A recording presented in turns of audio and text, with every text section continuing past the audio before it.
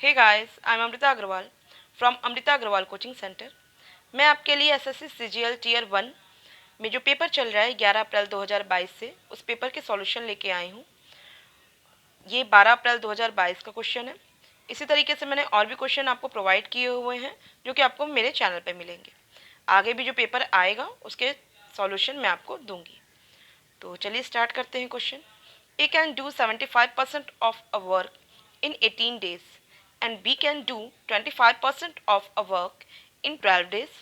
If both of them work together, then in how many days will they complete 75% of the work? A काम का 75% 18 दिनों में कर सकता है और B 25% काम 12 दिनों में कर सकता है।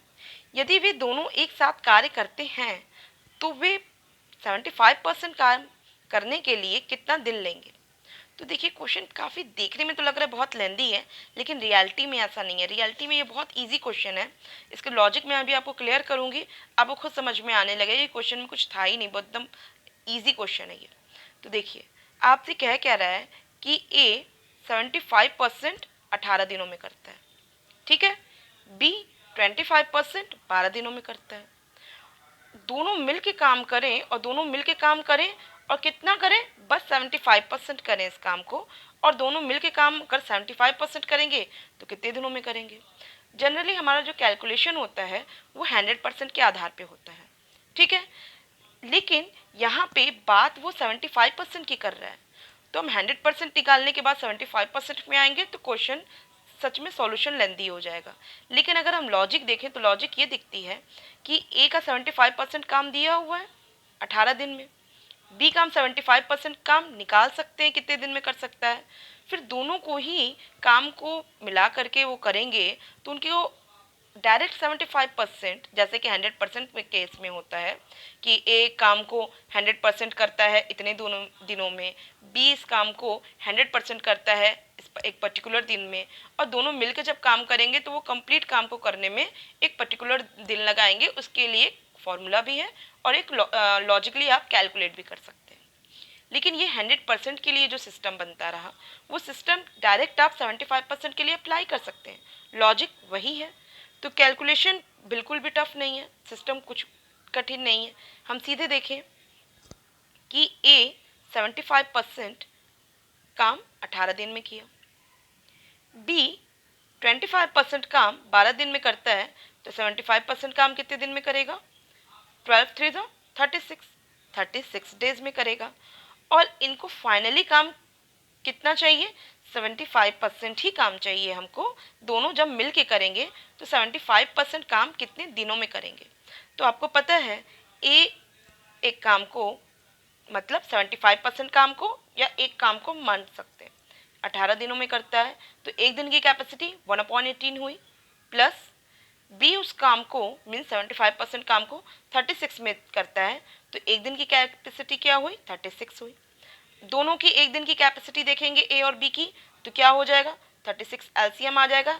18 2 36, ये 2 आया, प्लस 36 1 36 प्लस 1 आया, मीन्स 3/36। कैलकुलेट करेंगे, यहाँ कट होके 12 आएगा।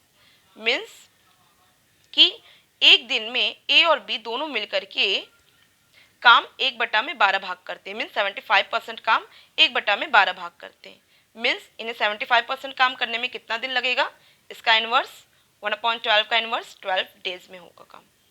आपको अच्छे से सब क्लियर हो रहा होगा। अब मैं इसका शॉर्ट फॉर्मूला बताती हूँ।